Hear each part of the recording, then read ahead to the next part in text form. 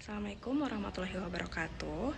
Perkenalkan, nama saya Fani Wulanda. Saya merupakan dosen dari Prodi Kewirausahaan Universitas Taman Siswa Padang yang saat ini sedang mengikuti pekerti di Universitas Bengkulu gelombang 5 tahun 2023. Nah, berikut saya akan memperlihatkan hasil video dari real teaching saya bersama mahasiswa yang dilakukan secara online dengan mata kuliah Kewirausahaan Sosial.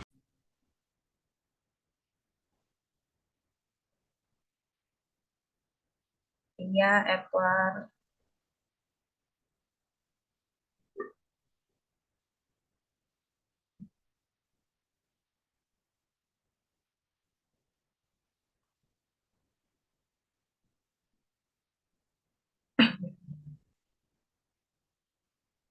Assalamualaikum warahmatullahi wabarakatuh. Waalaikumsalam warahmatullahi wabarakatuh. Warahmatullahi wabarakatuh. Edward, Dira, Ami, sama Mutia on cam dulu ya. Atau masih pada di kasur ya? Masih ya teman-teman ini udah meluangkan waktunya di hari libur dari Sabtu ini.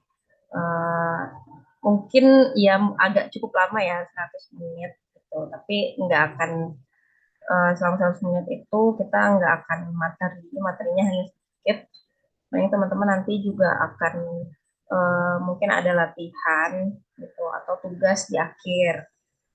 Nah, disclaimer untuk tugas di akhir itu kan nanti masuknya ke SMART.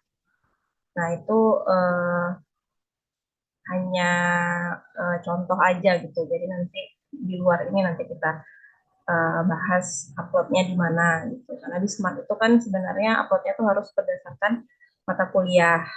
Gitu. Jadi karena sekarang juga masih libur dan teman-teman nggak ada ngambil mata kuliah, jadi nggak bisa diupload di Smart. Gitu. Cuma nanti di akhir ibu akan uh, sebutkan kalau itu di uploadnya di Smart. Gitu. Hari ini kita mau bahas tentang kewirausahaan sosial. Kewirausahaan sosial, ibu share screen dulu ya.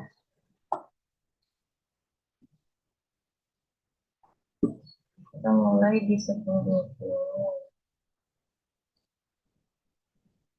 Ya, nanti mungkin kita selesai pas di sekitar jam 12.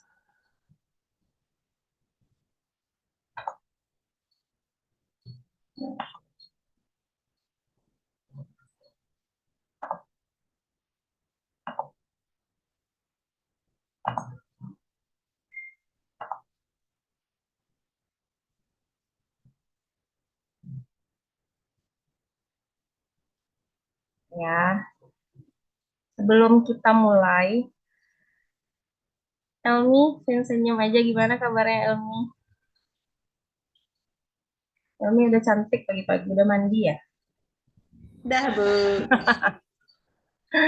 Tadi malam itu Zoom-nya kan belum aktif, terus tiba-tiba kan hujan besar tuh, petir ya, jadi terus ya udah berarti besok aja gitu.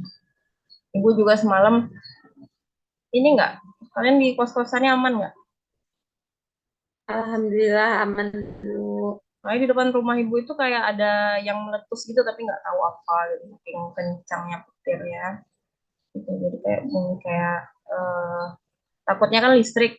Jadi semalam itu ibu matiin semua nih, yang colokan-colokan, stop kontak, matiin semua sampai badainya berhenti. Gitu. Ini hari ini kita bahas tentang kewirausahaan sosial ya, yang santai. Eh, udah kelihatan ininya. Udah, Bu. Bu.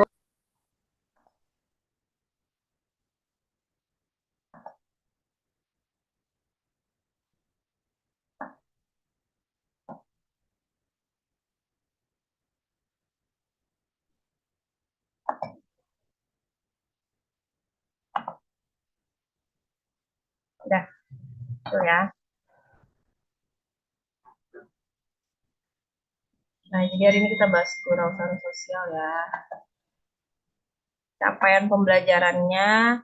Nah, diharapkan di kuliah kita kali ini teman-teman mampu menjelaskan gambaran umum wirausaha sosial dan bisa membedakan kewirausahaan yang biasa dengan kewirausahaan sosial. Nah, sebelum kita masuk ke wirausahaan sosial, nah kita mau ulas sedikit dulu tentang kewirausahaan. Nah, sebelum kita belajar kewirausahaan sosial ini kan sebenarnya ada mata kuliah kewirausahaan ya. Dan kewirausahaan itu hal yang umum dalam program studi kewirausahaan. Jadi teman-teman pasti sudah paham. Tuh. Nah, kira-kira, kalau di sini entrepreneur atau kewirausahaan itu dia punya pengertian yang luas ya. Banyak orang mengartikannya kayak berjualan atau membuka usaha sendiri dan lain-lain. Nah, fungsinya itu mencakup eksploitasi peluang-peluang yang muncul di pasar. Nah, kalau dari teman-teman sendiri, seingat teman-teman, apa sih sebenarnya kewirausahaan itu?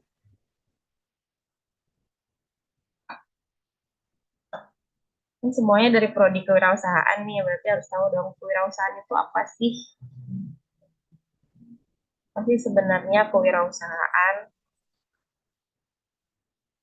Di sini ada yang udah mulai berwirausaha? Ada belum?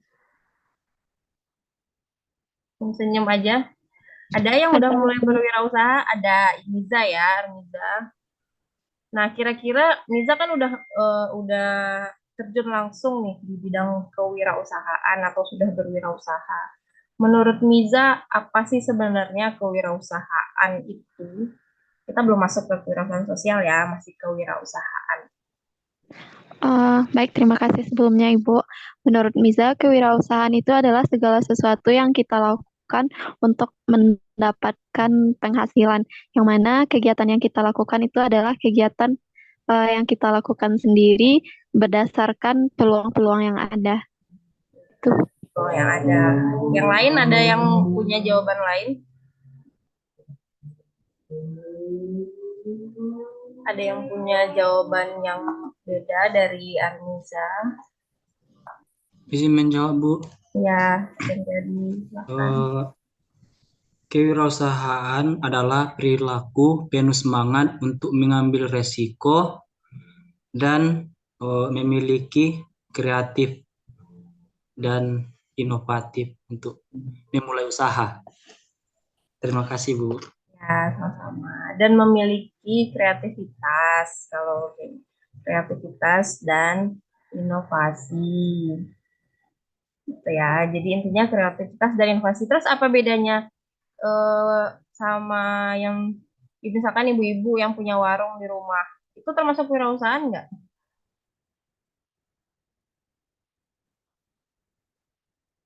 Termasuk kewirausahaan atau tidak? Bisa dibilang termasuk, Bu.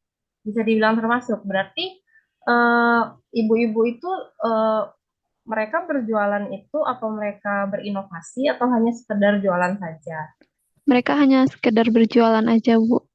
Nah, berarti sesuai nggak sama yang disebutkan Rim tadi, kalau kewirausahaan itu harus inovatif dan kreatif. Tapi kayaknya terkadang juga ada ibu-ibu yang jualan itu memanfaatkan ada yang berdasarkan inovasi dan kreativitasnya, Bu. Contohnya kayak ibu-ibu yang jualan es, mereka bisa menjual es yang bermacam-macam sesuai kreativitasnya dengan divariasikan gitu, Bu. Jadi bisa dibilang kalau mereka juga berwirausaha. Itu menurut Nisa, Bu. Betul, betul. Benar jawaban Niza. Jadi mungkin kalau hanya berjualan, eh, kita bilang berdagang saja mungkin nggak bisa dikatakan berkewirausahaan ya, atau entrepreneurship itu, karena seperti yang Rim bilang tadi, ada kreativitas gitu. Kalau memang dia harus ada kreativitas nih kewirausahaan ini. Nah, kalau yang seperti dijelaskan di sini kan kewirausahaan itu dipandang sebagai fungsi mencakup peluang-peluang yang muncul di pasar. Berarti orang yang berwirausaha itu yang bisa menciptakan peluang atau yang bisa melihat ada peluang nih, gitu.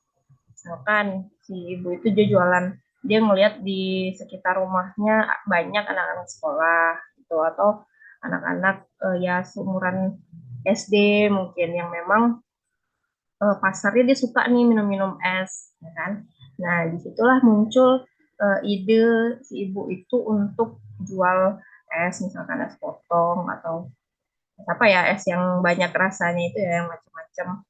Nah, itu karena adanya peluang gitu. Jadi ibu itu udah bisa disebut sebagai wirausaha walaupun kecil.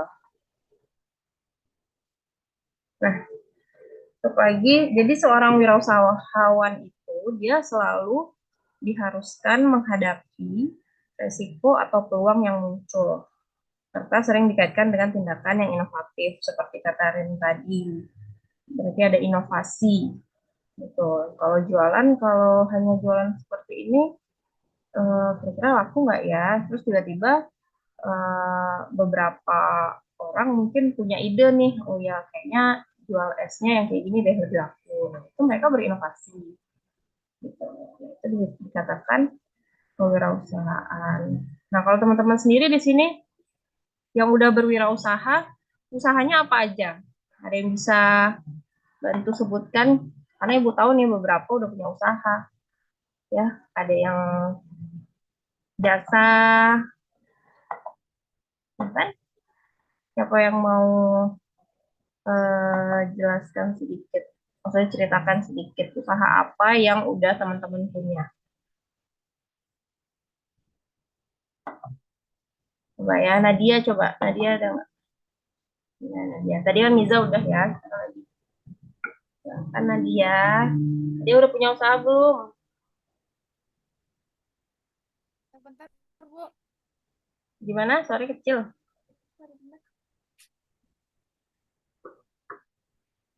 Gimana, Bu? Nadia apa udah berwirausaha atau belum? Udah, Bu. Di bidang apa? Nadia ada di kemarin itu di bidang jasa. Di bidang jasa. Apa tuh bisa ceritakan sedikit? Enggak terdengar, Bu. Tambahan Nggak 1.000. kedengeran suara ibu. Dari laptop Nadia nggak kedengeran, Bu. Eh, Gimana, Bu? Usaha Nadia apa di bidang jasa itu apa? Coba ceritakan. Nadia itu, kalau Nadia di bidang jasa, Nadia menawarkan jasa pembuatan konten marketing untuk UMKM, Bu. Itu namanya Bisa Desain. Bisa desain. Terus apa motivasi Nadia bikin usaha itu? Apa ide Karena awalnya itu kenapa? melihat dari latar belakang masalah yang ada, Bu, karena kebanyakan para pelaku UMKM itu belum bisa bagaimana membuat konten pemasaran yang mengikuti tren pada saat ini gitu. Makanya Nadia ingin membantu membuat konten-konten pemasaran yang relate dengan kondisi saat ini. Terus kira-kira pelanggannya udah berapa banyak? Udah ada sekitar 20 lebihan, Bu. 20 udah lumayan ya. Ini dimulai kapan Nat? Baru ya Udah kayak dari tahun 2022 kemarin. ya Dari 2022. Septemberan kalau nggak salah. 2022. Itu konten apa aja yang dibikin? Ada konten untuk feeds Instagram, story Instagram, ada juga yang TikTok. Ya TikTok ya. Tapi gimana caranya supaya TikToknya FYP gitu? Atau Iya. terus selama ini yang udah berlangganan sama Nadia komennya kayak gimana? Apa Uh, mungkin ada yang bilang penjualannya meningkat atau gimana? Atau like nambah gitu? Alhamdulillah selama ini mereka puas dengan konten-konten yang Nadia buat, Bu. Selain itu mereka juga bisa request gitu, kira-kira kontennya yang dibuatkan mau yang seperti apa gitu. Gitu. Terus mereka rata-rata jualan apa Nat? Sorry. Rata-rata itu jualan makanan, Bu, Makanan yang ya. kuliner-kuliner gitu. Kalau konten makanan itu biasanya ide-ide kontennya itu kayak gimana? Apa orang lagi makan atau gimana kan? Atau cuma foto Kalau makanannya atau gimana? Kalau yang di feed Instagram itu cuman foto makanan, tapi kadang ada juga yang minta dibikinin konten reels. Jadi orang kirimin produknya, terus kita review gitu. Oh, gitu. Ya gitu ya. Itu teman-teman yang lain juga bisa coba buat konten kayak Nadia gitu. Jadi jangan cuma Nadia aja yang apa yang mencoba bikin konten gitu kayak di TikTok, Instagram, teman-teman yang lain juga bisa. Kan kalian ini semua ya, anak-anak muda gitu. Nah, selain konten misalkan konten makanan gitu, selain hanya foto makanan kan bisa juga ditambahkan dengan konten misalkan cara pembuatannya atau kalau makanannya itu ada punya manfaat tersendiri gitu atau ada gizi yang bagus, nah itu bisa eh, bisa ditampilkan gitu, maksudnya bisa diceritakan sedikit kalau makanan ini tuh bagus loh kalau kita makan ini nanti apa ada vitamin ini dan yang lain. Nah itu bisa dijadikan salah satu konten juga selain konten-konten yang udah pernah Nadia buat. Nah itu ya salah satu contoh. Mungkin teman-teman yang lain juga ada yang udah berwirausaha, ibu tahu ada beberapa. Nah itu salah satu contoh dari Nadia. Nah jadi di usaha Nadia itu dia punya ide awalnya untuk membantu orang untuk membuatkan konten gitu karena beberapa UMKM ya Nadia, UMKM ada yang belum bisa nih gimana sih caranya pemasaran lewat mungkin Instagram atau sosial media lainnya. Nah, dia membantu niat awalnya memang membantu orang gitu kan, membantu orang. Tapi nanti kalau ada fee-nya ya Nat ya, ada ya. Nah, jadi ada nilai ekonominya di situ. Nah, dia udah mulai berwirausaha. Jadi seorang wirausahawan itu dia harus menghadapi resiko dan tahu peluang yang muncul gitu. Yang ada peluang nih kayak oh orang sekarang zamannya digital. Terus tapi ada beberapa nih orang yang nggak bisa bikin konten gitu. Nah, kita punya ide untuk buka usaha atau menawarkan jasa untuk pembuatan konten. Itu kan dari peluang ya dan berinovasi. Jadi seorang entrepreneur itu eh, seseorang yang moving forward atau harus maju terus ke depan hingga usahanya tumbuh dari waktu ke waktu. Ini kita belum masuk ke kewirausahaan sosial ya, kita baru membahas kewirausahaan secara umum. Jadi beberapa contoh mungkin kayak yang udah sering juga mungkin ibu ceritakan teman-teman atau ke junior-juniornya gitu. Zaman kalau zaman dulu yang paling gampang dilihat itu kan tentang ini ya handphone atau smartphone. Zaman dulu itu kita kalau zaman ibu ya mungkin teman-teman enggak. Zaman ibu dulu makanya eh, apa Nokia gitu. Itu Nokia udah paling oke zaman. Kayaknya udah pokoknya orang yang pakai Nokia itu udah eh, ya udah middle up lah, mid to high gitu, udah menengah ke atas gitu kan. Nah, selain Nokia itu kan ada yang lainnya kayak Motorola, Siemens, dan lain-lain. Mungkin yang teman-teman nggak temui nih, zaman teman-teman. Nah, di saat itu Nokia ini dia udah aman nih posisinya. Kira-kira kan udah aman ya, bertahun-tahun dia nggak punya saingan gitu. Walaupun merek-merek lain muncul, tetap Nokia yang nomor satu gitu. Nah, tapi tiba-tiba perkembangan zaman muncullah BlackBerry gitu. BlackBerry ini tiba-tiba dia punya inovasi. Inovasinya dia punya dia bisa bikin kita itu chatting tanpa harus bayar. Maksudnya enggak, kalau zaman dulu kan bayar ada yang per kata atau per sekali SMS gitu kan, sekali kirim misalkan berapa gitu bayar pakai pulsa. Tiba-tiba BlackBerry itu dia punya inovasi, dia bikin sebuah BlackBerry Messenger ya, BlackBerry Messenger, terus kita bisa bagi-bagi pin. Nah, caranya kita chatting ke teman-teman itu tinggal kita add pinnya, terus kita bisa chat sepuasnya gitu. Sehari mau berapapun itu paketnya sama aja gitu kan. Nah, itu dia berinovasi. Nah, sebenarnya Nokia ini bukan yang nggak moving forward ya, dia bukannya nggak mikirin ke depan, tapi mungkin hanya dia miss di bagian itu. Maksudnya dia nggak tahu nih kalau ternyata teknologi itu sampai ke situ, kayak gitu. Mungkin dia belum membaca atau dia belum sampai ke sana, kita nggak tahu juga. Akhirnya kalah gitu sama eh, pesaingnya yang baru, BlackBerry. Bilanglah Nokia. BlackBerry juga nggak begitu lama bertahan. Mungkin dibandingin Nokia, Nokia lebih lama lagi. Mungkin berapa tahun, sedangkan BlackBerry cuma berapa tahun ya? Kayaknya 2-3 tahun. Pokoknya ibu tahu BlackBerry itu mungkin zaman ibu SMA, sampai ibu kuliah itu udah ada eh, WhatsApp dan lain-lain gitu. Jadi nggak bertahan lama juga BlackBerry Messenger. Nah, itu. Jadi harus mikir terus ke depannya ini apa lagi ya. Walaupun perusahaan kita udah paling bagus di eranya, jangan berpikir kalau kita akan terus di level 1 gitu. Kita akan terus di yang pertama. Jadi kita harus harus bisa melihat nih, harus berinovasi terus menerus gitu, supaya usahanya itu tumbuh dari waktu ke waktu.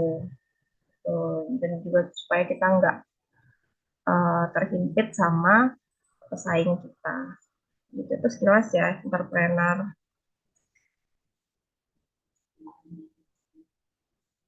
Nah, sebelum kita masuk ke ini materi kita hari ini, mungkin teman-teman coba lihat video ini sebentar ya.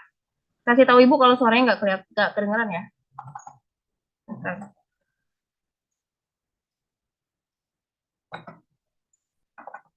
Jadi ada.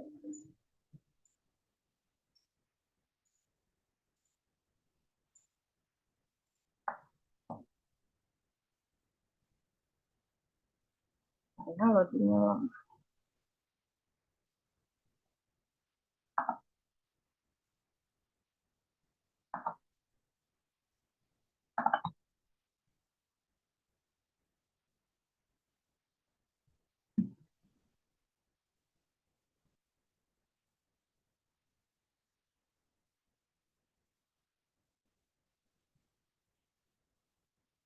Kalian kalau punya laptop, jangan dibiarin nyala terus ya setiap hari.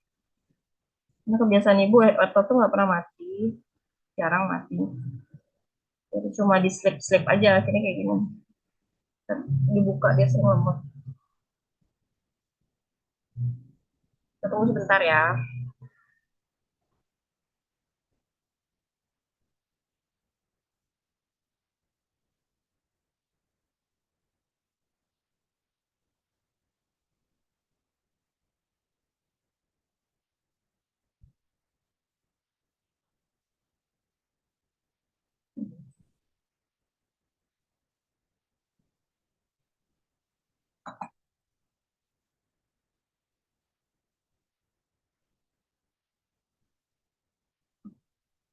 Mudah-mudahan suaranya kedengaran ya. Nah, kadang dia nggak muncul.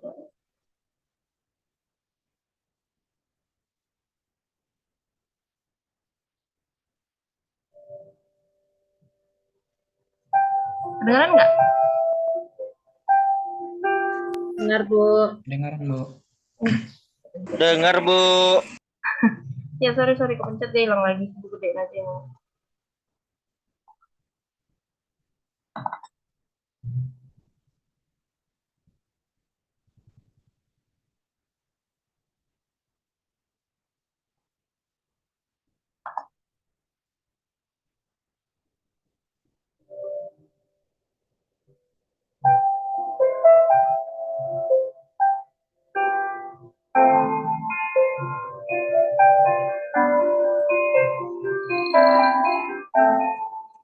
Perkenalkan, nama saya Margareta, panggil sehari-harinya nama Eka.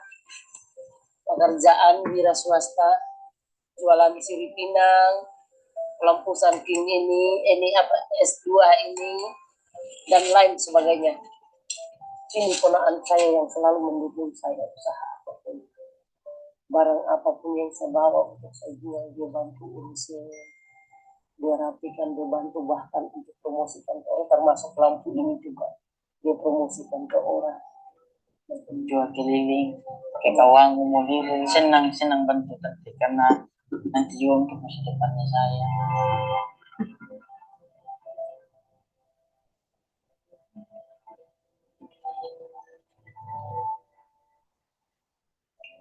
Saya bergabung dengan Kopernik pada bulan Mei tahun 2015. Lagu ini kan menyangkut masyarakat, juga penggunaan itu bisa menghemat oleh masyarakat. Suka, orang semua suka, dari kompornya, dari lampu, yang terutama yang lebih cepat hilang. Karena yang di gunung-gunung itu kan susah-susah dia langsung dapat listrik kan, susah sekali. Biar termasuk kita juga yang di kota sudah listrik ada, kadang matinya itu sampai seharian. Sekalipun dia di pedalaman, orang yang sama sekali tidak mengerti bahasa tersebut, kan saya bisa bahasa ibu, jadi saya kasih penjelasan yang pengeluarannya mama setiap hari, setiap minggu beli minyak tanah berapa liter. Kalau beli ini cuman hanya bermodalkan jumur 5 tahun, penghematan dalam ekonomi.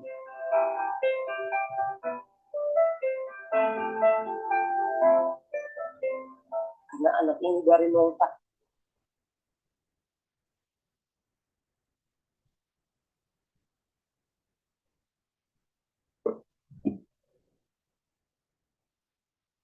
Tahun saya urus, saya ingin sekolahkan dia. Makanya segala hal apa yang saya kerjakan itu untuk ke depan ya, mendukung saya. Karena saya ingin itu cita-citanya nanti kalau saya mampu saya kumpulkan sedikit-sedikit, saya kuliahkan dia.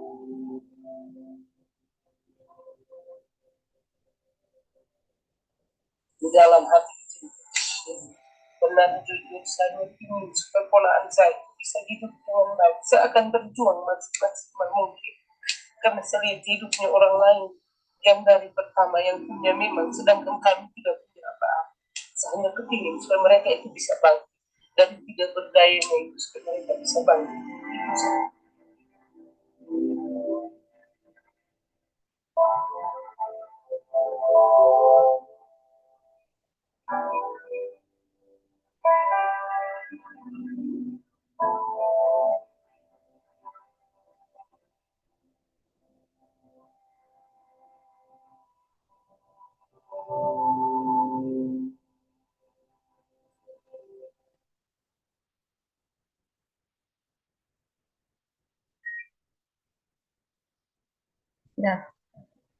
Udah kedengeran ya tadi suaranya?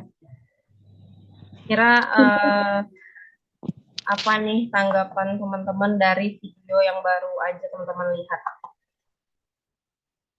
Coba siapa yang mau cerita? Dari video singkat ini yang hanya 3 menit, kira-kira pesan apa nih yang ada dari video ini? Coba ini ya, ibu tanya. Coba Ria. Gimana Ria? Video apa sih ini Ria? Gak jelas, Bu. Gak jelas. Siapa yang jelas lihatnya? Edward, Apa, Bu?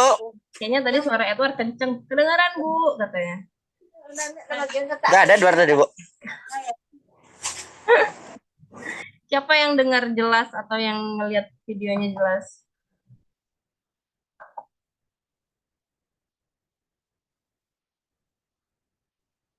Edward lagi di mana sih, Ed? Edward lagi di Pasaman, Bu. Oh, lagi di Pasaman. Ngapain di Pasaman, Ed? Ada teman barale, Bu. Itu masuk Zoom dulu, dak, Bu. Gimana dari video tadi yang 3 menit, siapa yang jelas melihatnya gitu? Kata dia nggak jelas. Nah, tadi di awal kan Ibu tanya, kedengeran nggak? Kedengeran, teman-teman bilang. Siapa nih yang bisa cerita sedikit? Nisa, kedengeran nggak? Lihat nggak tadi videonya? Lihat Bu, tapi putus-putus Bu suaranya. Putus-putus. Entry emang lagi. Oh, sinyal Lisa putus-putus ya. Kalau yang lain gimana? Ada nggak yang sinyalnya kuat nih? Masa yang itu aja yang jawab ya? Reci mana nih Reci? Ini yang nggak kelihatan mukanya bukan gitu. Reci lihat nggak tadi video yang diputar? Lihat Bu, cuman suaranya nggak jelas Bu, sinyalnya hilang-hilang Bu. Aduh kasihan Ibu sama sinyal kalian. Iya Bu. Ini kayaknya yang standby ngelihat itu Dinda coba. Dinda dengar nggak? Ini janjian pakai jilbab hitam semuanya ya. Coba Din, dengar nggak Din? Nggak Tadi dengar itu juga. dengar Bu, tapi itu enggak di awalnya gitu aja Bu. Cuman di tengah-tengahnya enggak jelas gitu Bu. Yang di mananya nggak jelas? Kan itu benar dengar itu sampai itu Bu, anaknya membantu ibunya gitu Bu. Oh Gimana gitu. usahanya ya. Karena banyak yang nggak dengar, coba kita putar sekali lagi ya. Mudah-mudahan sinyal teman-teman bersahabat. Iya Bu. Karena kebanyakan nggak dengar gitu. Kita ulang lagi coba.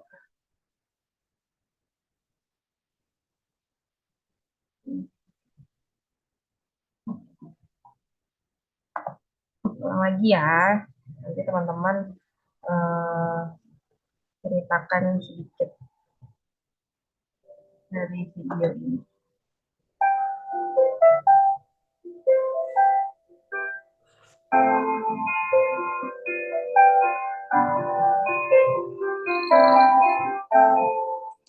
Perkenalkan, nama saya Margareta, panggil sehari-harinya nama Eta.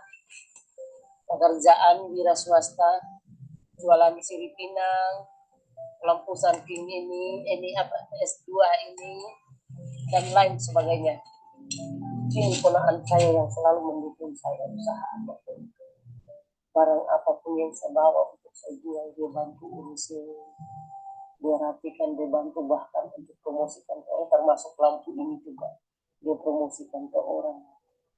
Jual keliling pakai kawang memuliri, senang bantu nanti karena nanti juga untuk masa depannya saya.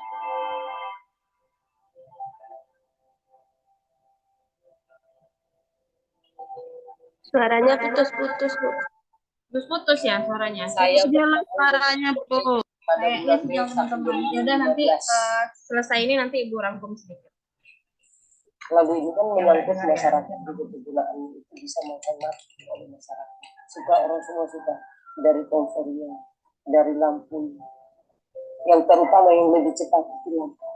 Karena yang di gunung-gunung itu kan susah-susah dia langsung dapat listrik, PLN susah sekali. Biar termasuk kita juga yang di kota sudah listrik ada, kadang matinya itu sampai sehari. Sekalipun dia di pedalaman, orang yang sama sekali tidak mengerti bahasa kesatuan itu, kan saya bisa bahasa ibu. Jadi saya kasih penjelasan. Yang pengeluarannya mama setiap hari, setiap minggu beli minyak tanah berapa liter. Kalau beli ini, cuman hanya bermodalkan jemur 5 tahun. Penghematan dalam ekonomi.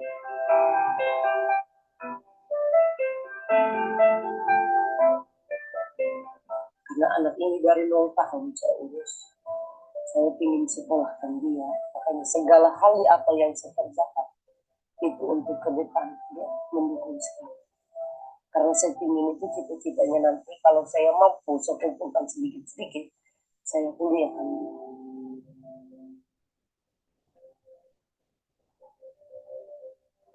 Di dalam hati benar jujur saya ingin supaya ponakan saya bisa hidup dengan baik. Saya akan berjuang maksimal mungkin. Karena saya lihat hidupnya orang lain yang dari pertama yang punya memang, sedangkan kami tidak punya apa-apa. Saya hanya kepingin supaya mereka itu bisa bangkit dan tidak berdayanya itu supaya mereka bisa bangkit.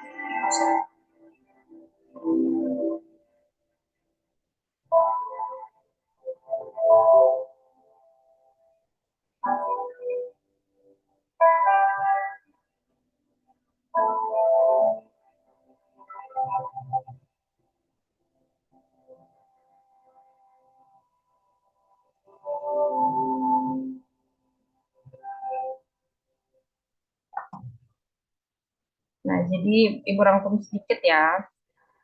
Jadi si Mama Eta ini, kedengaran ya Ibu? Mama Eta ini dia orang Sumba, Nusa Tenggara Timur ya, Nusa Tenggara Timur. Nah, dia ini berwirausaha, dia jualan lampu. Dia jualan lampu sampai ke pelosok-pelosok Sumba mungkin ya. Nah, dia si Mama Eta ini dia tinggalnya di kota Sumbanya, tapi dia menjual lampunya ini nyalanya pakai energi matahari. Gitu, pakai energi matahari. Nah, kalau misalkan yang di pelosok tadi dia bilang kalau yang di pelosok-pelosok itu mungkin masih pakai lampu apa sih, lampunya tanah itu.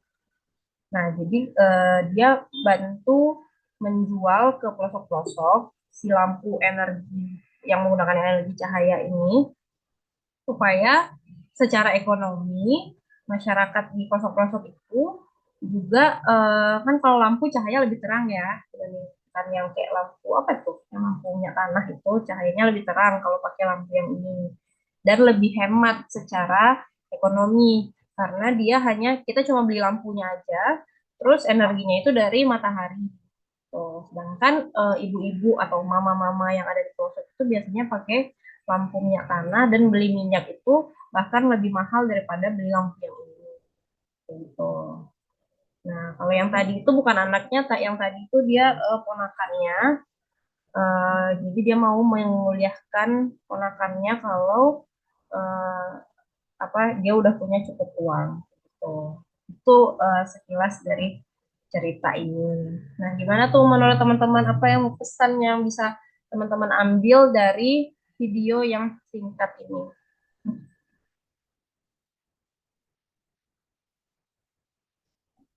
Dia juga bilang kalau yang di kota pun di Sumba itu kadang ada mungkin ada kayak mati lampu bergiliran gitu ya. Jadi kadang ada mati lampunya tuh bisa sampai seharian. Makanya dia jual si lampu ini buat bantu orang-orang di sana lah gitu yang nggak punya listrik seperti itu. Nah, coba apa yang bisa teman-teman ambil dari video ini? Apa tidak ada yang bisa diambil dari video? Ada? Ada ya? Pasti ada ya, dari setiap cerita itu kan pasti ada yang bisa kita ambil. Coba siapa yang bisa ceritakan apa sih kira-kira yang bisa kita pesan mungkin dari video ini, atau gimana nih kalian ngelihat video ini? Coba siapa yang mau jawab?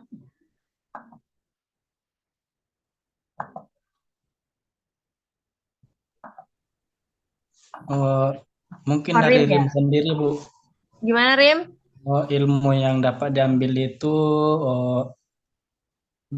memiliki keberanian untuk memulai usaha, dan yang kedua sebelum memulai usaha kita harus melihat dulu permintaan masyarakat sekitar, kayak seperti apa yang dibutuhkan. Kan dari contoh tersebut kita melihat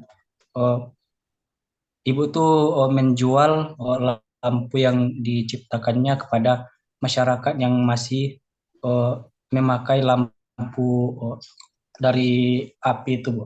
Iya, dari minyak tanah ya. Yang lain ada nggak yang mau nambahin lagi? Coba Miza, silakan Miza.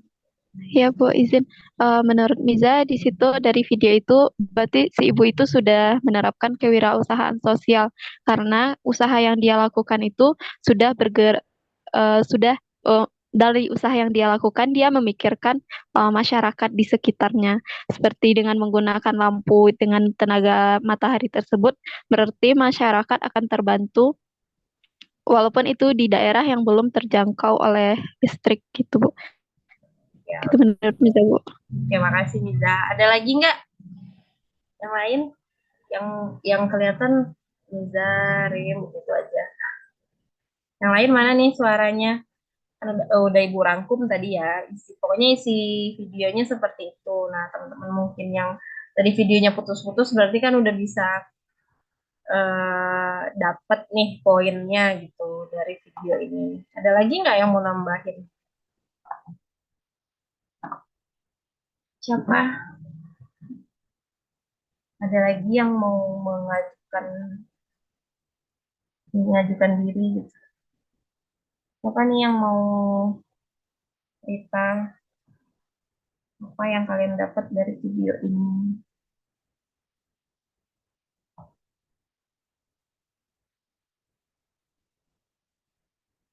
Ada?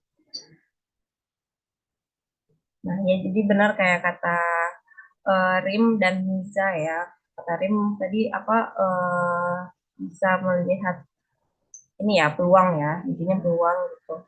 Kalau di sekitarnya itu lagi butuh apa, terus kita mencoba melakukan apa berwirausaha dari peluang-peluang yang ada di sekitar, itu satu. Yang kedua, benar juga kata Niza, betul benar sekali bahwa dari video ini kita bisa lihat apa sih sebenarnya kewirausahaan sosial itu.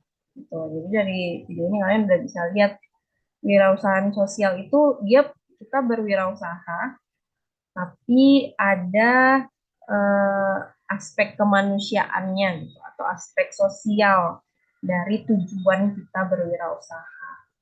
Si Mama Eta tadi juga bilang dia pengen supaya keponakannya gitu kan, dan mungkin yang seumuran dengan keponakannya itu bisa bangkit, atau anak-anak muda bisa bangkit supaya lebih berdaya gitu, bisa kuliah dan bisa memajukan mungkin Sumba dan Nusa Tenggara Timur ini.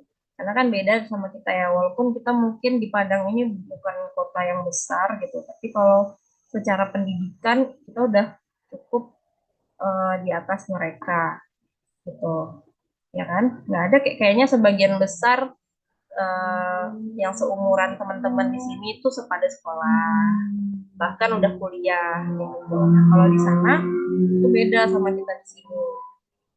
Listrik juga kita mungkin sampai ke pelosok mana banget sih yang nggak punya listrik gitu. Ibu selama ibu jalan-jalan ya keluar daerah gitu kan, sampai yang mana lah ke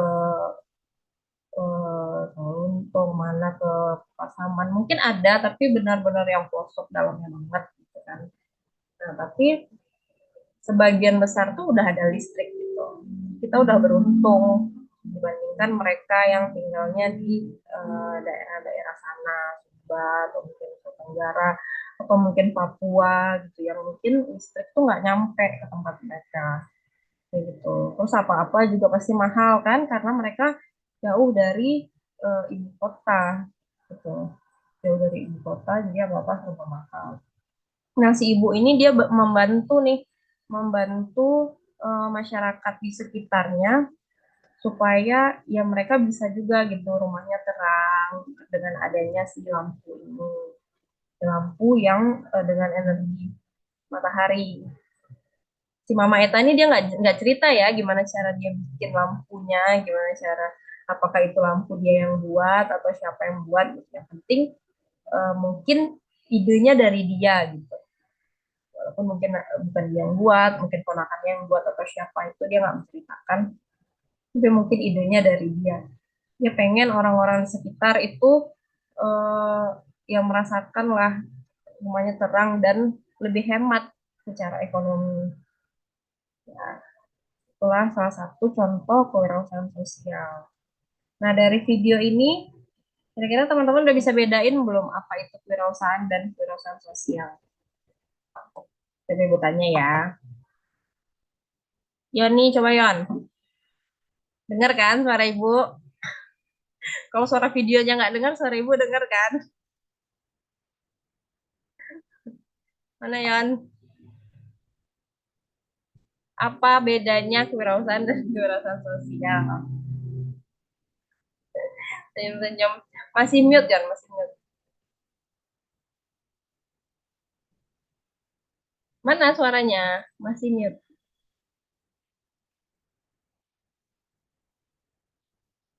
Si Reci udah ketawa-ketawa aja. Gimana Yoni? Apa bedanya kewirausahaan dan kewirausahaan sosial? Kan udah ada nih contohnya kewirausahaan ya. orang yang berwirausaha itu kan teman-teman udah sering lihat ya, bahkan teman-teman kita sendiri gitu kayak Nadia dan yang lainnya tuh udah berwirausaha, berarti teman-teman udah lihat. Kalian kan juga udah pernah coba praktek kewirausahaan, gitu. Nah, berarti tahu dong kalau kewirausahaan itu kayak gimana. Sekarang apa bedanya sama kewirausahaan sosial? Seperti yang ada di video tadi. Yoni kita tahu aja. Gimana Yon? Siapa yang mau bantu jawab nih? Bantuin Yoni.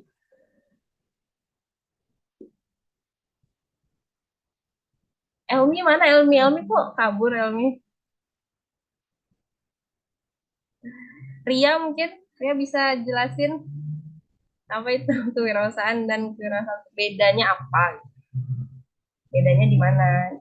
Kan kita ibu udah cerita panjang lebar, teman-temannya juga tadi udah bantu jawab, Rin sama Niza.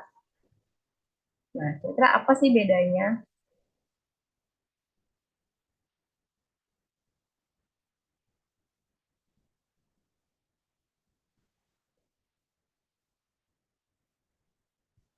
Apa bedanya ya? Kewirausahaan dan kewirausahaan sosial. Siapa tuh yang mau Bisa berbicara? izin jawab, Bu. Oh, ya. Tunggu dulu, jangan Niza dulu.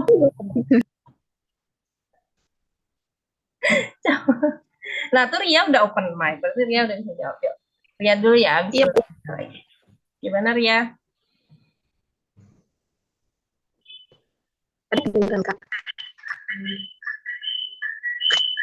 Nggak akan disalahkan kok jawabannya. Kan kita udah ada contoh tadi tuh. Kira menurut teman-teman apa sih? Gimana letak bedanya gitu? Simple kok. Kalau kewirausahaan itu berusaha itu dia hanya untuk pribadi. Kalau kewirausahaan sosial itu dari usahanya itu dia memikirkan orang lain juga, Bu. Ada manfaatnya bagi orang banyak juga, Bu. Nah ya, simple kan jawabannya. Simple. Itu teman-teman udah bisa lihat dari contohnya. Udah langsung kelihatan kalau kewirausahaan biasa itu mungkin kita mengharapkan hanya mengharapkan keuntungan, profit, gitu kan, biar dapat cuan. Nah, kalau kewirausahaan sosial itu kita berwirausaha itu tujuan awalnya itu untuk pemberdayaan masyarakat misalkan, atau untuk membantu orang di lingkungan kita, atau untuk masyarakat sekitar, atau untuk pokoknya di aspek membantu di kehidupan mungkin masyarakat sekitar atau tetangga atau siapapun itu. Selain itu ada lagi nggak bedanya? Ada lagi? Niza ada jawaban lain? Hampir sama, Bu. Cuman manfaatnya tidak hanya untuk manusia atau masyarakat sekitar, tapi mungkin juga bisa manfaatnya dirasakan untuk lingkungan di sekitar juga, seperti alam. Betul, betul. Itu juga. Jadi nggak hanya ini ya, sebenarnya nggak hanya untuk orang sekitar, tapi juga mungkin untuk lingkungan gitu. Jadi bukan hanya untuk manusianya, tapi juga untuk lingkungannya. Bisa. Ada lagi yang lain? Ada lagi yang mau tambah?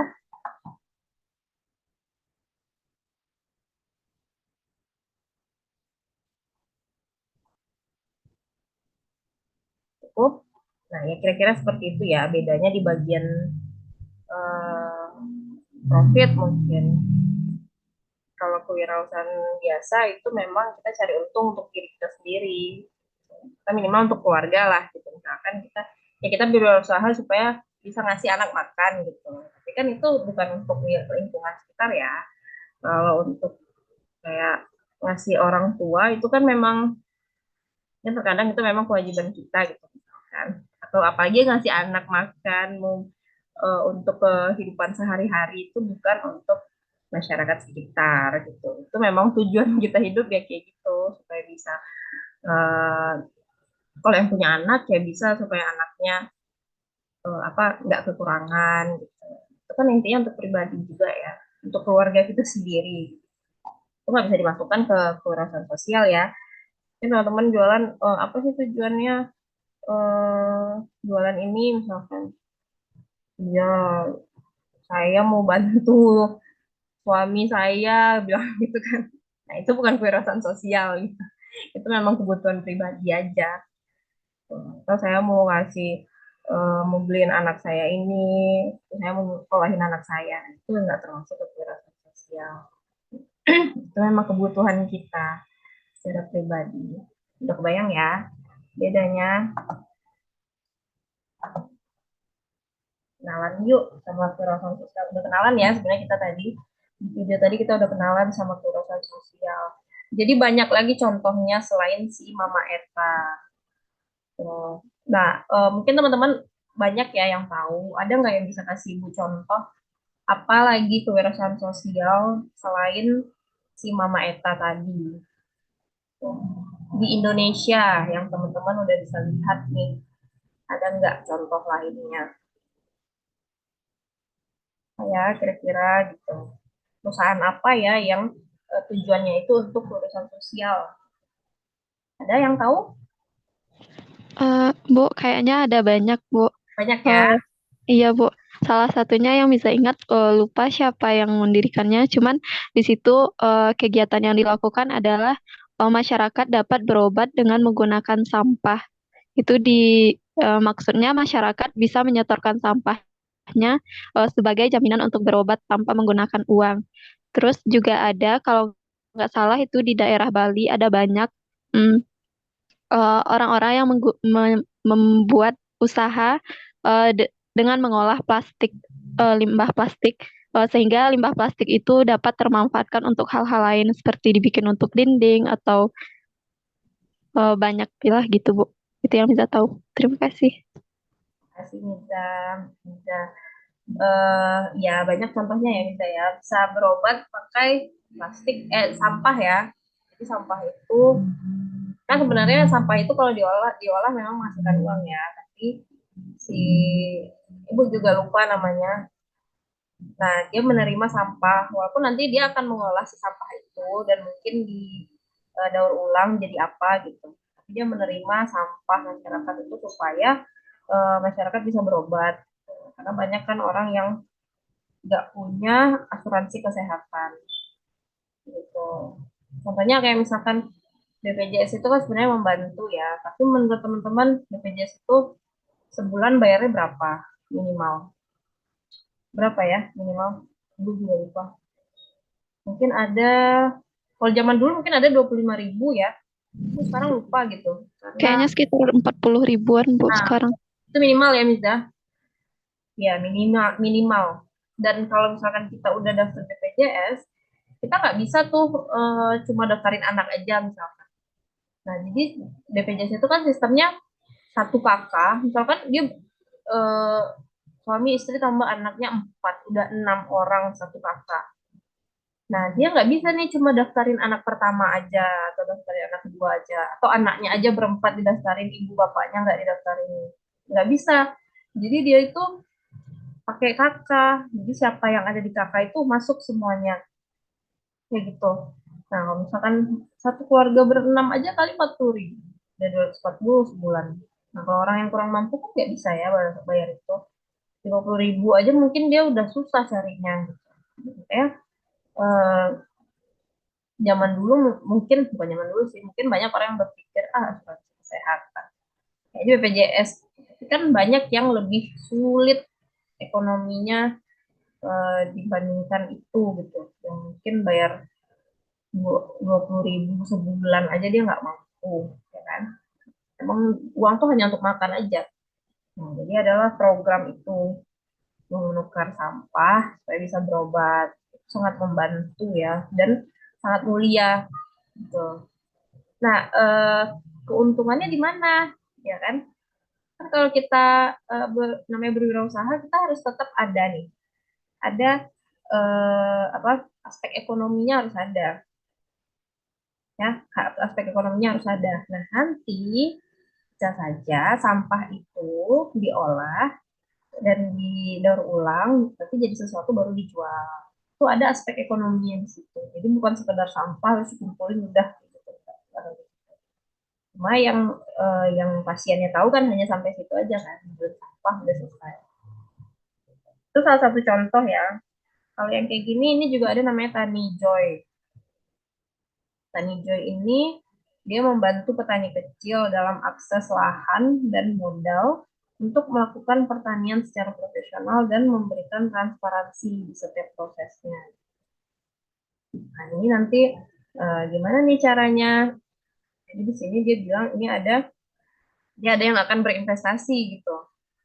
Jadi orang ada yang investasi, terus para petani itu mungkin hanya dia kan banyak ya petani itu yang buruh tani, yang dia nggak punya lahan gitu kan, dia nggak punya lahan.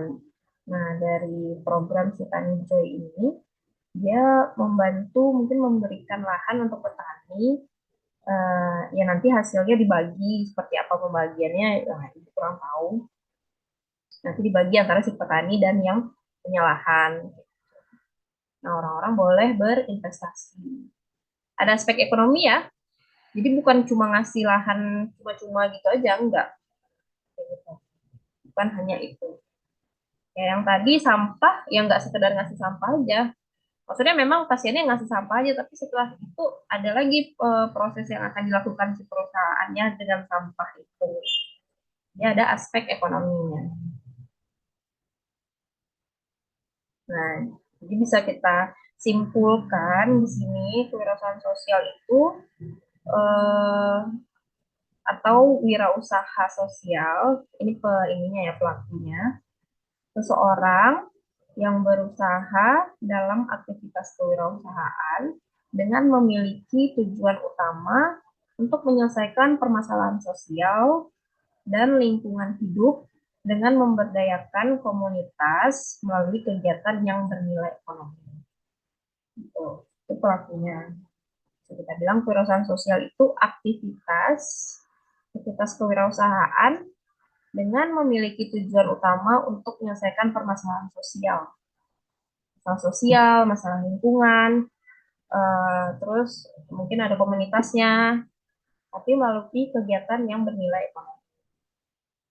Jadi bukan hanya kayak kita ngasih apa ya, ngasih sumbangan gitu. Bukan hanya itu tidak termasuk ke kewirausahaan sosial. Misalkan kita bermurah hati nih ngasih ya kayak tadi ya ngasih lahan untuk petani, terus stop sampai di situ, nah itu nggak termasuk kewirausahaan sosial, itu namanya sumbangan. Nah di sini kewirausahaan sosial itu harus ada nilai ekonominya, kelihatan ya. Jadi paham, harusnya kalian udah paham betul nih apa sih kewirausahaan sosial itu. Ini juga contoh-contoh. Lihat gambar yang pertama itu apa ya? Tutup botol plastik kayaknya, Bu. Ya, botol plastik ya. Mau diapain ya itu botolnya? Ada yang diolah jadi kayak ada sisir, ada kursi. Kerajinan ya? Iya. Jadi kerajinan. Jadi diolah tutup botolnya. Tujuannya apa? Kalau disambungkan dengan kewirausahaan sosial, apa tujuan kita mengolah tutup botol ini misalkan? Karena ada perusahaan yang khusus mendaur ulang si tutup botol atau mengolah dia menjadi kerajinan. Apa tujuannya? Untuk mengurangi pencemaran dari lingkungan dari sampah plastik gitu, Bu. Jadi kayak kata Niza tadi ya, dia nggak hanya ke masyarakatnya, tapi juga ke lingkungannya. Gitu. Bayangkan kalau si tutup botol ini berserakan mau sebanyak apa gitu sampah yang ada di dunia ini. Di Indonesia ini kan sampah termasuk banyak ya, termasuk banyak. Makanya sekarang program ini ya kayak Bumnak gitu-gitu. Ibu kan sering keliling ke Bumnak ya. Badan usaha milik negara itu programnya pasti pengelolaan sampah. gitu. Apalagi di lahan panjang tuh. Di lahan panjang sampahnya banyak kan. Nah itu juga cuma kan banyak kendala ya kalau pengolahan sampah ini kan butuh mesin harganya juga nggak murah gitu. Jadi memang butuh orang yang punya uang nih yang bisa bantu. Bagaimana caranya kalau misalkan sampah itu ada yang bisa dihancurkan, mungkin ada yang enggak. Nah yang dihancurkan itu ada lagi mesin penghancurnya, belinya berapa puluh juta juga.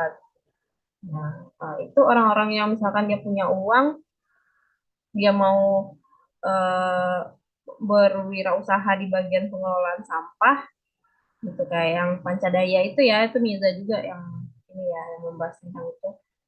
Nah itu kan mereka membantu sebenarnya, membantu lingkungan kita supaya sampah itu nggak berserakan kayak gitu aja. Itu ada aspek sosial di situ. Padahal mungkin keuntungannya nggak besar ya mengelola sampah. Modal ininya juga besar, apa modal mesinnya juga besar. Tapi ada ini, ada profitnya pasti ada. Itulah kewirausahaan sosial. Kalau ibu-ibu yang di sebelah kanan bawah ini, ngapain nih ibu-ibu ini? Ngapain ya ibu-ibunya? Bikin kerajinan, Bu. Iya, bikin kerajinan juga ya. Bikin kerajinan. Happy nggak ibu-ibu ini? Kelihatannya happy nggak nih Reci? Ibu-ibunya. Happy, Bu. Happy ya? Ibunya Yes, ketawa apa happy. nangis tuh? Ketawa, Bu. Oh, ketawa. Ketawa ya, berarti dia happy ya. Dia tuh bajunya seragam tuh. Ya, Bu. Mungkin dia siapa yang bisa membuat hasil yang bagus mungkin, Bu. Iya, mungkin itu memang Karyanya, Bu. Mana yang bagus. ciri khas mereka ya. Iya, Itu Bu. kalau nggak salah di Papua, kalau nggak salah Ibu. Di Papua, itu nih kumpulan ibu-ibu. Daripada mereka bergibah, ya kan. Mereka jadi ini, apa, jadi wanita yang lebih berdaya, Produktif. produktif. Produktif ya. Terus mereka bikin apa ya itu namanya? Itu dari kayak dari eh Anyaman kayaknya, Bu. anyaman, anyaman. Nah, anyaman. Ini kayaknya pernah Ibu bahas deh. Ada namanya Duanyam. Duanyam. Teman-teman bisa lihat di Instagram atau di websitenya. Nah, Duanyam itu program eh, untuk memberdayakan perempuan di daerah Papua. Mana lagi Ibu lupa? Di Papua, Kalimantan Selatan, dan di mana gitu satunya Ibu lupa. Nah, itu untuk pemberdayaan perempuan. Jadi mereka ibu-ibu ini di diberdayakan untuk bikin anyaman, dikumpulkan terus untuk bikin anyaman dan anyamannya dijual gitu. Dijual namanya nama produknya Du Anyam. Salah satu program kewirausahaan sosial juga. Nah, ini juga cewek kan banyak di sini ya. Nah, ibu juga cewek, jadi contohnya perempuan aja dari tadi. Ini apa nih yang kelihatan dari web ini?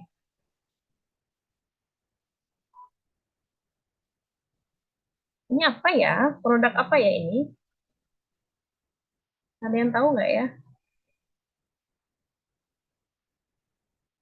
SASC. Gimana tuh bacanya? Sasi atau SAS. Di sini ada gambar cewek-cewek nih. Itu dia tentang produk make up ya, Bu? Ya, produk make up. Dan ini juga di sini dia bilang kan, SAS. Ibu nggak tahu ya bacanya benar apa enggak. Sasi is committed to empower 100 refugee women. Jadi dia untuk training make up ya, Bu? Ya, lewat training make up. Nah, supaya, dan dia ini intinya ya untuk pemberdayaan perempuan juga gitu tujuan awalnya.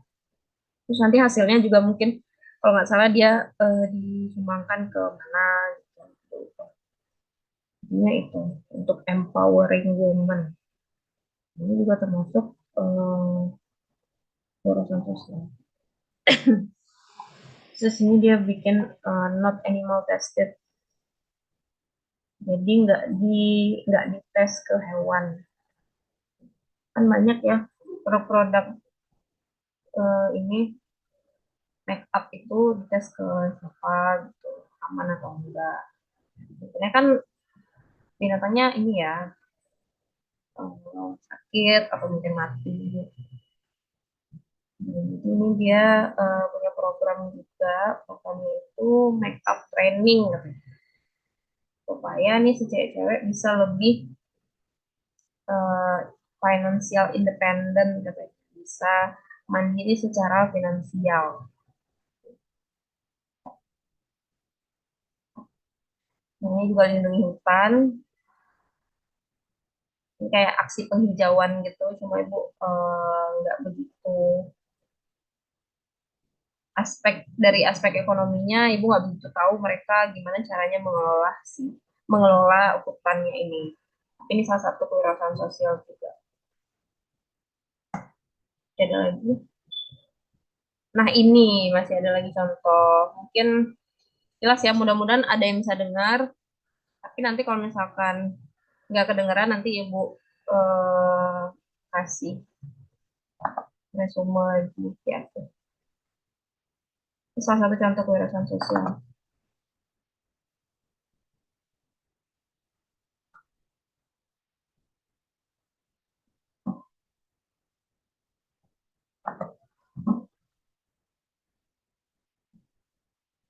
Kita hanya ingin membuktikan kepada masyarakat Indonesia bahwa ini loh tepung mokat yang dari sini.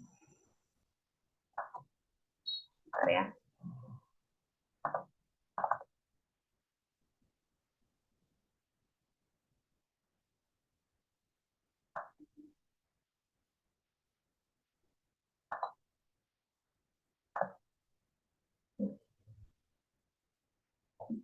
Kita hanya ingin membuktikan kepada masyarakat Indonesia bahwa ini loh tepung mokat yang dari singkong yang di Indonesia dianggap sebagai makanannya orang-orang yang susah, makanannya orang-orang miskin, ternyata malah justru diterima oleh di negara-negara Eropa gitu ya, di negara-negara maju gitu, karena ternyata tepung ini merupakan tepung sehat yang sedang dicari gitu ya, yang gluten free dan sebagainya.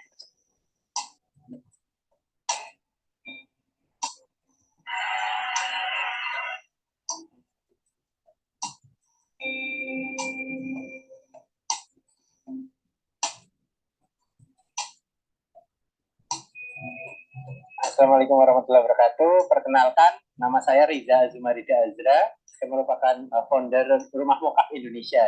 Alamatnya di Banjarnegara, Jawa Tengah, yang mana merupakan kabupaten penghasil singkong ya di Indonesia gitu. Jadi Rumah Mokat ini merupakan rumah besar dari modified cassava flour, tepung singkong yang termodifikasi ya, yang memiliki karakteristik hampir sama dengan tepung. Kami mulai merintis Rumah Mokat ini berawal dari tahun 2014 ya. Dari 2014 itu karena kami memiliki kegiatan sosial namanya Sekolah Inspirasi Pedalaman. Jadi waktu itu kami dan teman-teman anak-anak muda di Banjarnegara punya komunitas namanya Sekolah Inspirasi Pedalaman yang tugasnya adalah menginspirasi anak-anak yang putus sekolah di desa-desa terpencil gitu. Karena waktu itu indeks pembangunan manusia di Banjar masih tergolong yang rendah ya di Jawa Tengah gitu. Sehingga itu mendorong kami untuk bergerak. Tiap Sabtu Minggu kita bergerak ke desa-desa. Nah, suatu saat ketika kami sedang menginspirasi anak-anak di desa-desa tersebut, kami bertemu petani singkong yang waktu itu mereka mengeluh pada kami sambil menangis karena harga singkong waktu itu 200 perak per kilo gitu. Jadi harga singkong 200 perak per kilo, kebetulan merupakan desa penghasil singkong terbesar ya di Banjarnegara. Kemudian dari situlah kami tergerak hatinya untuk bisa menyelesaikan masalah petani singkong tersebut gitu ya. Karena singkong dibiarkan berhektar-hektar membusuk di lahan. Karena kalau dipanen itu malah jadi rugi atau jadi tombok istilahnya di Banjarnegara. Nah dari situ akhirnya mulai untuk berkenalan dengan singkong. kami menggali apa sih yang bisa menyebabkan singkong memiliki nilai jual yang lebih tinggi. Ketika itu kita coba berkonsultasi dengan pakar, akademisi tentang singkong gitu ya, seperti itu. Akhirnya banyak menyarankan untuk mengolah singkong ini menjadi tepung mokav atau modified cassava flour gitu ya. Kemudian saya belajar dari nol sampai bisa membuat tepung mokav. Setelah bisa kami ajarkan secara cuma-cuma ke petani tersebut yang tadi mengeluh ke kami gitu ya. Pikir kami ketika mereka bisa membuat singkong menjadi mokav, maka singkong akan memiliki nilai jual yang tinggi gitu kan. Ternyata tidak sesimpel itu gitu ya. Setelah mereka bisa membuat mokav, ternyata muncul permasalahan baru gitu ya. Jadi mokav itu menumpuk bertonton di gudang mereka. Mereka nggak bisa jual. Jadi memang perlu adanya kolaborasi gitu ya. Kolaborasi antar petani, anak-anak muda, ibu-ibu rumah tangga yang ada di desa-desa untuk berkolaborasi. Sehingga kita membentuk rumah mokav ini. Rumah mokav ini adalah menyatukan antara kegiatan sosial dan kegiatan bisnis menjadi sociopreneur. Jadi bisnis tapi yang berkeadilan gitu ya. Bisnis yang memiliki profitable, ada sustainability, tetapi tidak mengeksploitasi petani, tidak mencemari lingkungan, terus tidak mengeksploitasi atau menggunduli hutan gitu ya, karena menanam komoditas yang kita punya gitu. Sehingga ada daya dukung alam di situ, ada keseimbangan di situ.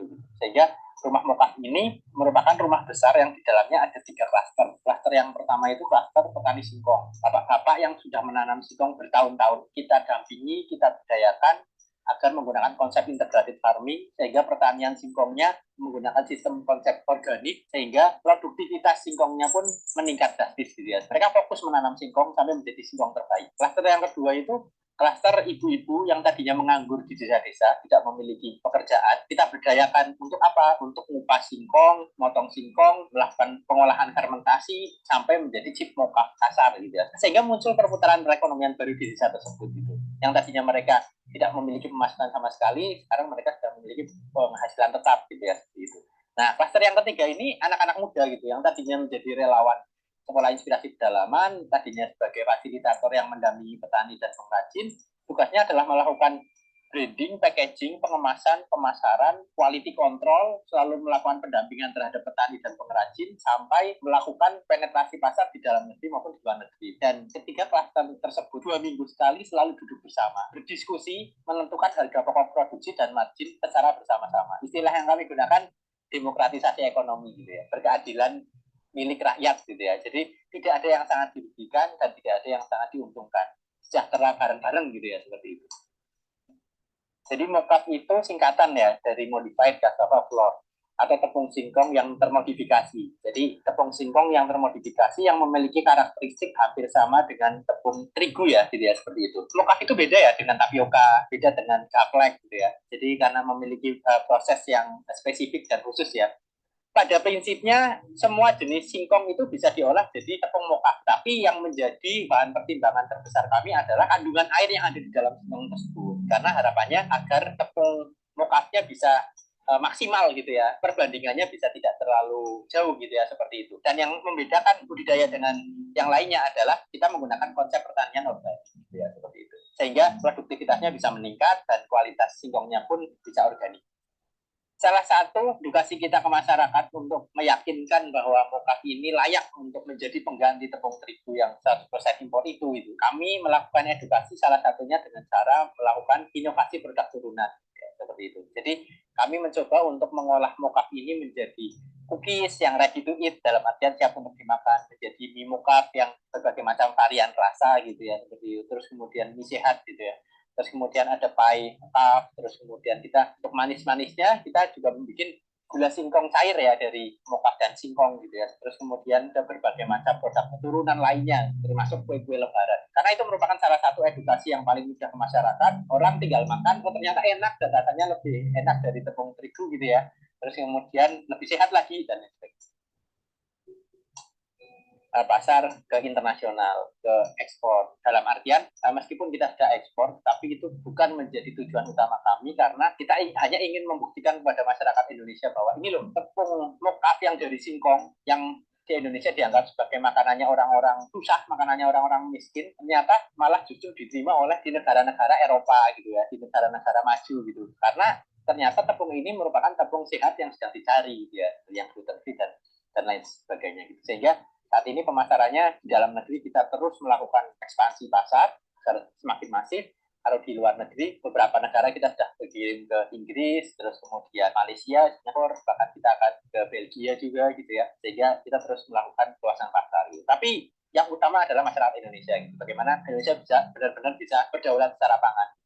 Kita bisa melihat bahwa sampai detik ini Indonesia merupakan negara pengimpor terigu terbesar sedunia. Dari Sabang sampai Merauke kita bisa lihat tidak ada hamparan terigu sama sekali. Itu terbuat dari gandum ya. Jadi 100% harus impor. Dan setiap tahun impor terigu terus meningkat, mengalami peningkatan yang cukup signifikan, gitu ya. Dan itu sangat menguras devisa negara, gitu ya. Padahal Indonesia memiliki singkong, yang mana data dari Food Agriculture Organization mengatakan bahwa Indonesia itu merupakan negara penghasil singkong terbesar ya, kedua setelah Brazil. Dari Sabang sampai Merauke ada singkong, tapi ironisnya hampir seluruh petani singkong berada di bawah garis kemiskinan. Padahal singkong bisa diolah jadi tepung mokaf yang memiliki karakteristik hampir sama dengan tepung terigu, tetapi jauh lebih sehat karena gluten free, rendah indeks glikemik dan KSA dan lain sebagainya. Nah, dengan data seperti itu merupakan suatu hal yang tamparan bagi kita ya. Di sisi lain, Indonesia pengimpor terigu terbesar sedunia, dari kalangan menengah ke atas sampai kalangan menengah ke bawah, masyarakat semua mengkonsumsi terigu seperti roti-rotian, terus mie ayam, bahkan di kampung halaman saya di Banjarnegara ini ada makanan khas namanya tempe mendoan gitu ya. Itu makanan khas, makanan tradisional yang dibalut oleh tepung yang impor gitu ya, seperti itu. Nah, dari situ merupakan suatu data yang menjadi tamparan berat ya, bahwa ternyata selama ini kita belum berdaulat secara pangan. Terigu kita menjadi negara pengimpor terigu terbesar dunia, padahal tidak ada yang menanam gandum di Indonesia. Tapi di sisi lain singkong melimpah ruah, tetapi tidak dianggap sebagai makanan pinggiran ya, inferior, makanannya orang-orang miskin, makanannya orang-orang pinggiran. Nah, dari situ saya sangat meyakini bahwa ini merupakan real kedaulatan pangan lokal ya, bagaimana kita benar-benar bisa jadi makanan yang bisa menggantikan tepung terigu, makanan yang tidak inferior lagi gitu ya, menjadikan singkong ini benar-benar bisa menggantikan terigu sepenuhnya gitu. Sehingga Indonesia tidak perlu impor terigu lagi gitu kan, seperti itu. Dan yang paling penting adalah mengangkat martabat petani singkong gitu, sehingga petani singkong ini bisa dibeli dengan harga yang layak ya, karena bisa diolah dan diserap oleh masyarakat Indonesia di secara keseluruhan, sehingga kita tidak perlu impor terigu dan petani singkong bisa sejahtera gitu. Kita tidak bisa membayangkan ya, ketika suatu saat Indonesia impor terigunya dihentikan 100%. Ada ribuan bahkan jutaan petani singkong yang akan mendapat martabatnya dan kesejahteraan. Jika memang ingin tahu lebih dalam tentang apa itu rumah mokaf, bagaimana konsepnya, ekosistemnya yang kita bangun, dan bahkan produk-produk turunannya, bisa mengunjungi Instagram rumah mokaf, @rumahmokaf.id. Terus untuk websitenya ada di www.rumahmokaf.co.id itu ya, seperti itu. Kami memiliki brand namanya Mokafine. Mokafine itu seperti mokaf terbaik gitu ya, seperti itu. Harapannya menjadi benar-benar mokaf yang berkualitas terbaik. Terima kasih sudah menonton video ini. Jangan lupa subscribe Capcapung. Terus ya. Jadi ada yang dengar atau putus-putus lagi videonya? Dengar, Bu. Dengar ya. Gimana? Tentang apa ini sosiopreneur-nya? Izin jawab, Bu. Ya. Itu entrepreneur-nya yaitu tentang pengolahan singkong menjadi tepung.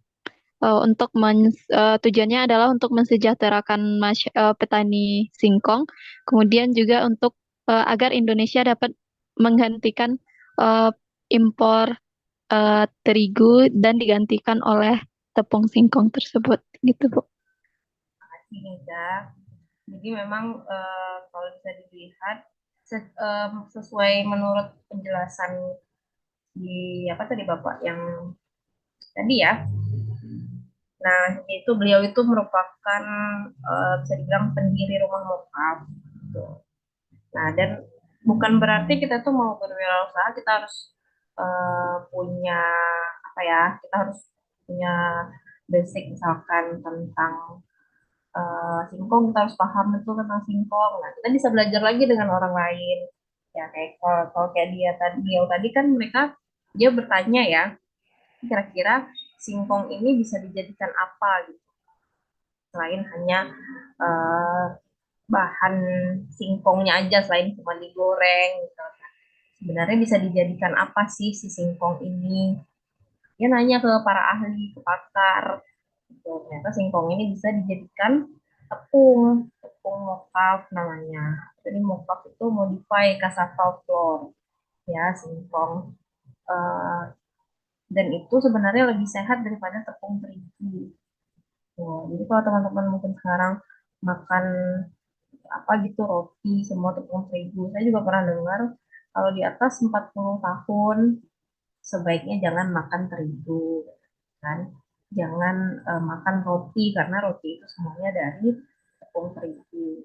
Nah, dengan adanya mokaf ini sebenarnya kita punya pilihan lain nih untuk membuat masakan, membuat makanan ya selain dari tepung terigu, yaitu dengan tepung mokaf yang lebih sehat. Karena dia bilang tadi ini gluten free. Nah, tujuan awalnya ya memang untuk membantu si ini nih petani-petani singkong gitu. Karena petani singkong banyak yang menangis katanya tadi, banyak yang menangis karena harga singkong anjlok sekilonya hanya 200 perak ya. Kalau itu duit 200 perak kan. 10 kilo baru 2.000.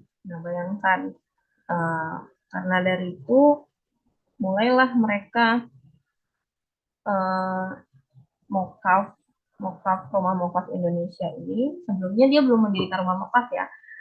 Tujuan awalnya hanya membantu si petani singkong nih gitu. Nah, cara membantunya mereka menyampaikan nih ke petani kalau ternyata singkong ini bisa diolah loh Pak gitu Bu. Nah, setelah mereka olah ternyata di Indonesia juga tidak begitu laku ya kan. Nah, makanya dia mendirikan rumah mokaf Indonesia. Dan apa si tepung singkong tadi atau mokaf tadi itu diekspor malah keluar ya. Ternyata orang-orang di luar itu lebih memang mencari gitu karena ini lebih sehat dibandingkan tepung terigu. Kita orang Indonesia malah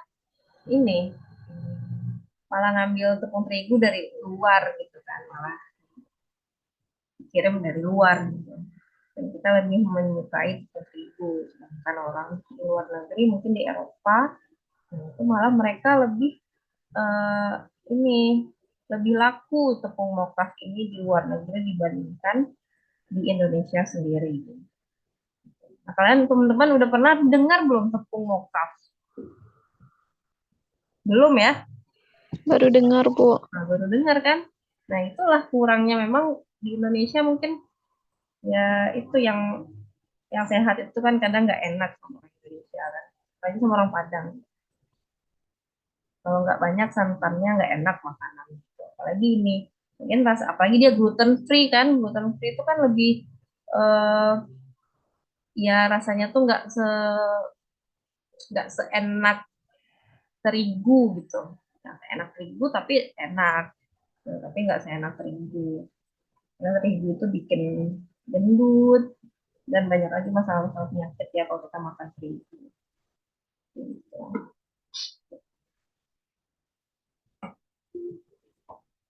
Nah, setelah banyak video yang kita lihat ini, kira-kira teman-teman yang mungkin yang udah punya usaha, atau berpikiran mau berwirausaha, kira-kira udah tahu belum nih? Kira-kira bisnis teman-teman ini udah termasuk bisnis sosial nggak ya? Termasuk bisnis sosial nggak? Belum. Bisa belum ya? Nah, kalau tadi Nadia udah belum? Nadia tadi kan bilang, ini ya, untuk membantu juga. Menurut Nadia, kira-kira dari ulasan kita tadi, dari video yang udah kita lihat, bisnis Nadia itu udah termasuk bisnis sosial atau belum? Kayaknya bisa dibilang sudah termasuk. Sudah termasuk. Karena tadi tujuannya apa? untuk membantu permasalahan di UMKM itu kan kebanyakan mereka tidak bisa membuat konten pemasaran gitu. Bisa, bisa. Nah, berarti mungkin kalau tadi Miza belum ya, tapi kalau Nadia mungkin sudah termasuk ke social planner. Tuh. Nah, ada tujuan awalnya itu malah bukan untuk cari untung dulu nih, tapi untuk bantu orang dulu. Tuh. Baru, tapi karena wirausahaan tetap harus ada aspek ekonominya. Jadi nggak cuma-cuma ya, jadi bikin usaha juga nggak cuma-cuma. Kalau di sini sih sekilas dilihat bisnis sosial itu dampaknya terukur, ada dampak sosial gitu ya. Lihat dalam visi misi dari bisnisnya. Jadi usaha kita itu kita bisa sebutkan itu kewirausahaan sosial atau bukan, itu dilihat dari tujuan awal kita, bukan di tengah-tengah jalan. Misalkan teman-teman udah punya usaha di tengah jalan, kayaknya bantu orang lah gitu kan, atau bisnisnya udah banyak untung nih, bantu anak yatim piatu lah, atau misalkan orang yang kurang mampu, itu bukan kewirausahaan sosial ya, itu hanya berbagi aja.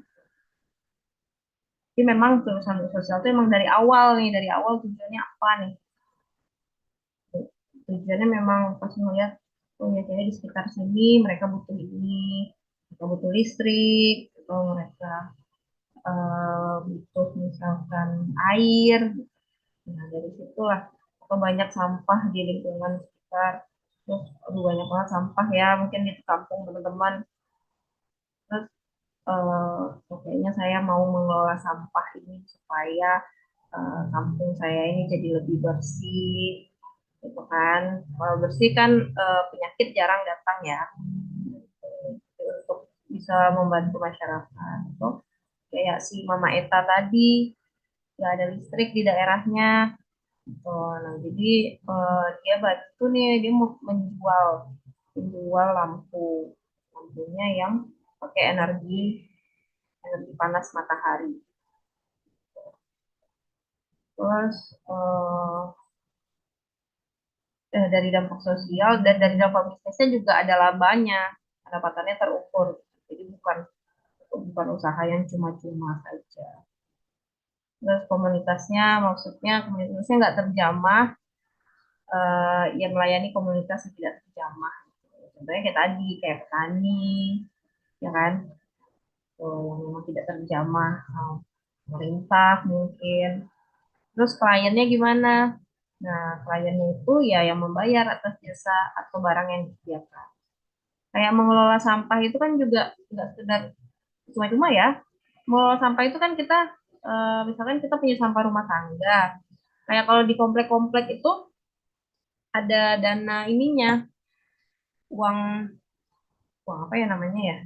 Pokoknya uang untuk bersih-bersih sampah itu ada, walaupun jumlahnya kecil tapi ada. Terus menciptakan dampak untuk komunitas. Misalkan labanya diperuntukkan untuk membantu, mengembangkan dan memberdayakan suatu komunitas. Dan menjual dari segi bisnis, kewirausahaan sosial ini juga menjual produk atau jasa. Jadi ada produk atau jasa yang diperjualbelikan. Jadi bukan hanya memberi secara cuma-cuma. Ya. Di situ kira-kira udah paham ya. Udah paham betul dengan kewirausahaan sosial ya.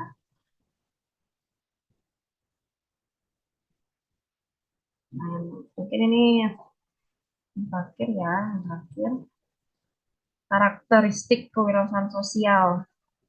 Nah, kewirausahaan sosial ini kegiatannya dirintis oleh kelompok warga bisa, atau komunitas, atau perusahaan. Dan pengambilan keputusannya tidak didasari oleh kepemilikan modal. Jadi kalau di perusahaan kan ada nih yang modalnya, maksudnya yang modalnya paling besar itu yang paling punya andil gitu di perusahaan. Kalau ini enggak. Ini memang dia biasanya ya karena untuk sosial ya, jadi enggak untuk pribadi. sifatnya juga partisipatif, terutama melibatkan mereka yang dipengaruhi oleh kegiatan dan dampak dari sosial. Terus bagian keuntungannya adil dan jumlahnya juga terbatas. Dan biasanya labanya itu kayak diputar lagi buat yang memberdayakan si komunitas ini lagi. Ini banyak yang bilang sebenarnya nggak semuanya ya, banyak yang bilang orang yang berwirausaha sosial itu memang karena udah punya banyak uang gitu. Jadi mereka bisa bikin bisnis yang nggak terlalu besar untungnya. Tapi kalau kita lihat dari yang si Mama Eta tadi, bisa dibilang dia kan juga orang yang bukan orang yang berkecukupan ya, maksudnya mungkin cukup saja gitu, tapi dia juga belum bisa menyekolahkan ponakannya dan lain-lain, belum berlebih, tapi dia punya jiwa sosial. Jadi dia juga termasuk ke kewirausahaan sosial. Bentar ya.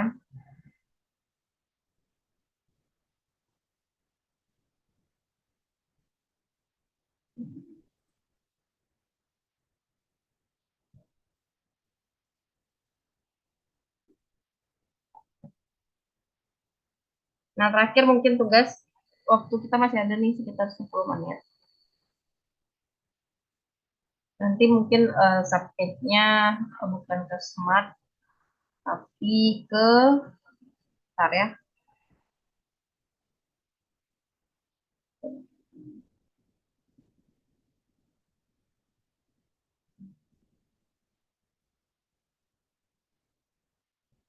Bentar ya, tadi Ibu ada bikin sama formnya.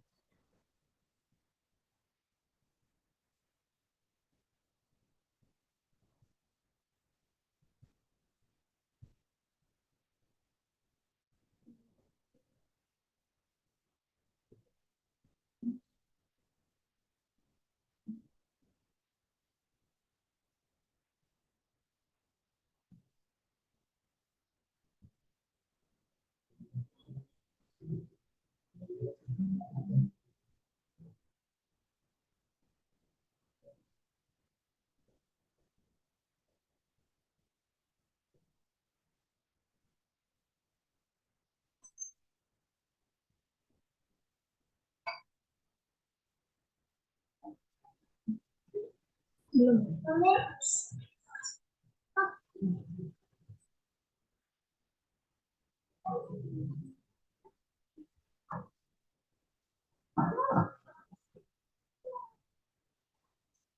Bentar ya.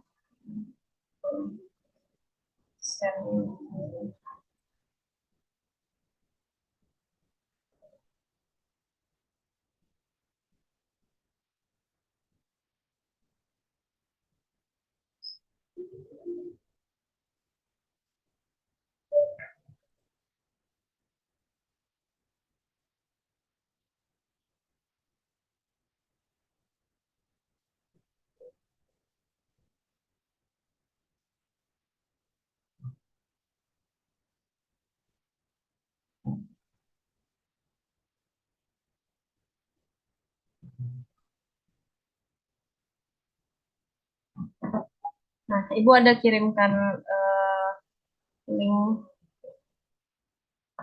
Google Form ya di WhatsApp teman-teman, karena ini Smart ini kita belum bisa sampai jawaban karena belum ada pilihan mata kuliahnya. Jadi minta tolong isi tugas yang ada di link yang Ibu kirimkan di WhatsApp. Mungkin agak ini ya, tadi agak salah bikin soalnya, jadi terdouble pertanyaannya. Pertanyaan cuma 3 tapi jadi 6 gitu. Terdouble, cuma ya di kopas aja gitu, tetap diisi 6 pertanyaannya. Bisa dicek teman-teman semua. Udah dicek WhatsApp-nya udah masuk belum? Udah, Bu. Udah ya. Nah, itu kan ada 6 pertanyaan tuh, terdouble sama Ibu. Jadi sebenarnya hanya ada 3.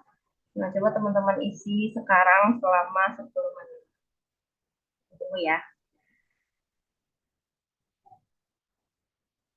Ada gimana?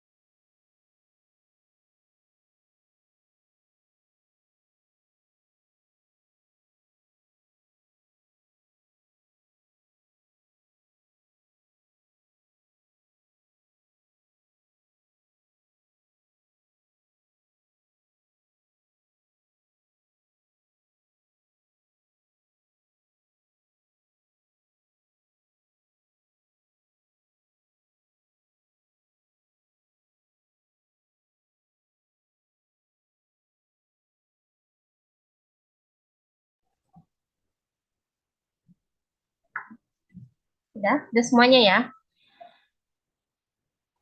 Oke, waktu kita udah habis. Untuk hari ini kita cukupkan dulu sampai di sini. Terima kasih buat teman-teman yang sudah bergabung di Zoom.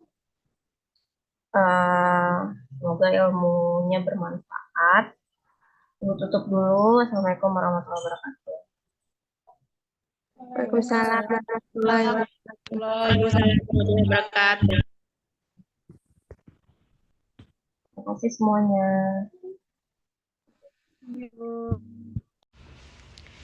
Terima kasih. Assalamualaikum warahmatullahi wabarakatuh.